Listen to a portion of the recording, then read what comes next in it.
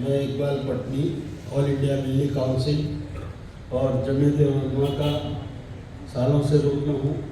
साथ साथ ये जो नाम है अंतर्राष्ट्रीय अल्पसंख्यक अधिकार दिवस, इसके जैसा ये एक नाम है अंतर्राष्ट्रीय मानव अधिकार संगठन, उसका भी मैं शहनाज भाभी के साथ कारकुन हूँ, स्पोर्ट्समैन भी हूँ। पिछले 10 तारीख को मैं मांडवी में ऐसा ही एक प्रोग्राम कर चुका हूँ। आज दोबारा फिर आना पड़ा क्योंकि ये मुझसे रिलेटेड सब्जेक्ट है।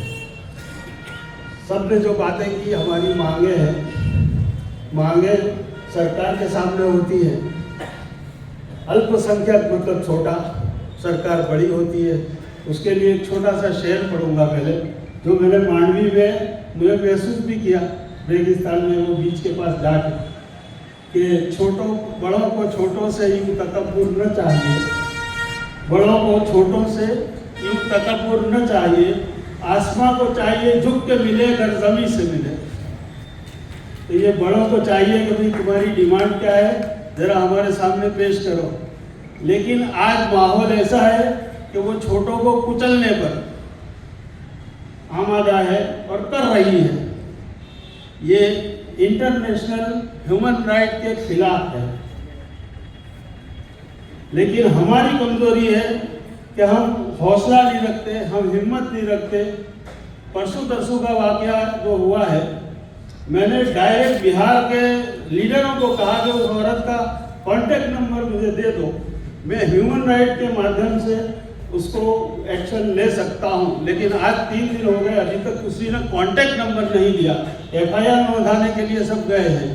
खैर वो मामला अलग है। मेरा बात आज जो करनी थी, मैंने मुजाहिद नफी साहब को 2 दिन पहले कहा कि मदरसा तालीम, मैं चूँकि आलिम फाजिल भी हूँ, BSc B.Ed हूँ, रिटायर्ड टीचर हूँ, मदारिस से जुड़ा हुआ हूँ, इसलिए तालीम के बारे में पहले आप गौर कर लें कि 3 बुनियादी उसूल, जहाँ कहीं भी दुनिया में तालीम होती होगी, चाहे मदरसे में हो, KG में हो, यूनिवर्सिटी में हो, PhD लेवल पर हो, 3 बुनियादी उसूल आप याद रखें। एक लैंग्वेज, एक नॉलेज और तीसरा है स्किल। लैंग्वेज ज़बान को कहते हैं, नॉलेज इल्म को कहते हैं और स्किल सलीके को कहते हैं। ये तीनों चीज़ें उम्दा से उम्दा अगर कोई सिखाता हो तो मदरसे वाले सिखाते हैं। कैसे?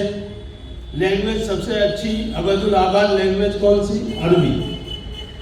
इल्म सबसे अच्छा अबदुल आबाद तक रहने वाला अल्लाह का कलाम।